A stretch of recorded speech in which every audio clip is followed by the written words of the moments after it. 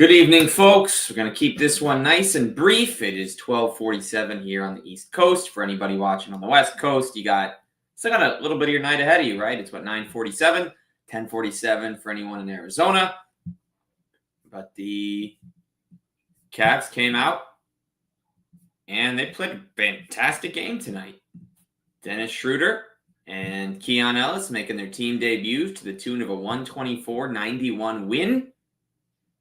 You look at transition, the Cavs had the most points in transition by any team in a game this season at 47, while allowing just 11. Donovan Mitchell dropped 29. They got Merrill Tyson going early. They got Jared Allen going early. He only had to play 23 minutes. 10 points, 11 boards, 3 assists. And how about Jared Allen diving after a loose ball? Finding Sam Merrill up ahead for the easy deuce. Sam Merrill, by the way, had a really impressive offensive rebound. He only had to play 21 minutes. 11 points was a plus 21. But obviously, there's two guys we want to talk about here. Dennis Schröder and Keon Ellis. In his debut, Dennis Schröder, second Cavalier off the bench after Naquan Tomlin, affected the game in a big way in the first quarter. They started off 18-6 over his first 6 minutes of action. He finished the day 5 of 14. Not perfect, 3 turnovers, but 11 points, 2 rebounds, 6 assists, 3 steals. The first time Schröder touched the basketball. He took it, he got right inside, and he finished. I mean, that's what you want from Dennis, right? You want to see him being aggressive. Dennis Schröder being aggressive, that's what you want to see. You know, he gets to the bucket. Lonzo Ball, I had a video up a couple days ago. Lonzo Ball under the basket, just kicked it out. He would not shoot from under the hoop. He would not take it to the basket. Injuries have certainly scared him a bit. He's now a free agent after Utah plans to waive him. Probably going to happen tomorrow. Their whole roster is certainly different than it was in Utah. But Schröder looked good. He looked confident. He blended well with these guys.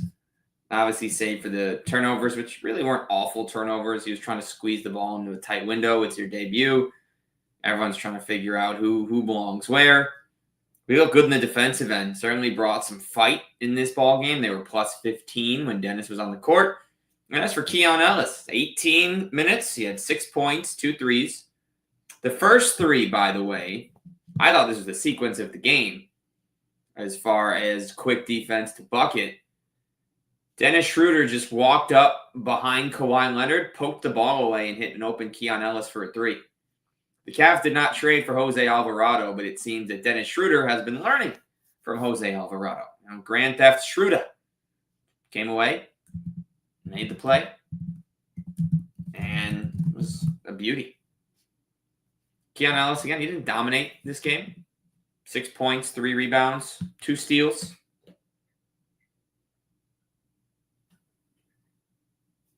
Played 18.5 minutes, as mentioned. It was solid. That's what you want to see from Keon. He's an energy guy. 3 and D, literally. Although, thinking about it, curious how many minutes Keon Ellis will get when this team is at full strength. Because you have to add James Harden, Evan Mobley, and potentially Max Strus, who knows what happens tomorrow, to the equation. You have all 5 of the starters, Mitchell, Merrill, Tyson, Wade, and Allen, all 5 of whom are probably in the rotation. Schröder in the rotation. You'll bring in those 3 guys. Is that the rotation? You might get Tomlin, Porter, or Ellis, or Bryant. Obviously not going to have Nance or Proctor. Guys in the Cavs have been ready all year for whatever role they've had to play. Been nice to see Tristan Enaruna getting some two-way minutes. He had 2 points, 2 boards, and an assist. That nice little bucket on the interior in tonight's game. This is a great win. 33-point dub. Clippers were just not comfortable out there. Kawhi had 25, Collins at 19, Niederhauser 4 for 4, but really didn't impact much. The problem for the Clippers was they couldn't play Kawhi Leonard for the whole game. They were only -4 when Kawhi played. They were -29 when he was off. Kobe Sanders, who really didn't have a huge impact, but he was only a -7. Just Bogdanovich made his return after about 6 weeks. Looked a bit flat. Jordan Miller was a minus 25. John Collins had 19 and 7. He was a minus 33. It's not always the net rating that tells the story, but with some guys, it certainly does. It's a fantastic win for Cleveland, though. You got your new guys coming in. James Harden's around the corner. And saw them all also posting up with Darius Garland after the contest, just going through his handshakes and meet up everyone on the team. Certainly an emotional moment after the game. Garland, because the trade is not technically official yet, which is why the expectation is Harden will play on Saturday and was not there today. Garland was in the crowd, then worked his way down, was shown on the Jumbotron, should be officially a Clipper very, very soon. Although it's interesting, Bogdanovich was on the court tonight wearing number 10. Now, the trade hasn't happened, so he doesn't have to worry about a potential jersey change. But would Garland allow Bogdan, who's been in LA for a few years, been a veteran in the league, to keep 10? For what it's worth, Bogdan wore 13 in Atlanta, and he wore number 8 with the Kings. I personally actually have a Bogdanovich Kings shirt. Fun fact. Yeah, he wore 8 on the Kings, 13 on the Hawks. He wears 10 on the Clippers. Every team he's been on, he's at a different number during his 9 years now in the association. Yeah, he joined the Clippers last year, different jersey after the long run with the Hawks, following 3 years in Sacramento. But yeah, hopefully he gives Garland 10, right? Garland's not switching. We'll see. That's really not important. That's not what we're talking about. Did want to mention, because I posted about this earlier today, the Grizzlies played the Kings tonight. The Grizzlies won the game. Ty Jerome, who only played the first 5 minutes of every quarter, had 28 points and 7 assists on 10 of 18 shooting. His backup, Cam Spencer, had 20 points and 5 assists in 27 minutes. That's 48 points and 12 assists from the point guard position. And DeAndre Hunter did not have a good Kings debut. 3 of 11, 9 points, 2 rebounds, 5 fouls, -7. He had a 3 on the first possession of the day and then only scored 6 points from then on. Obviously, hope it works out for him and that maybe the fit could be a little better. I mean, he's got all season to figure it out. The Cavs play the Kings on Saturday.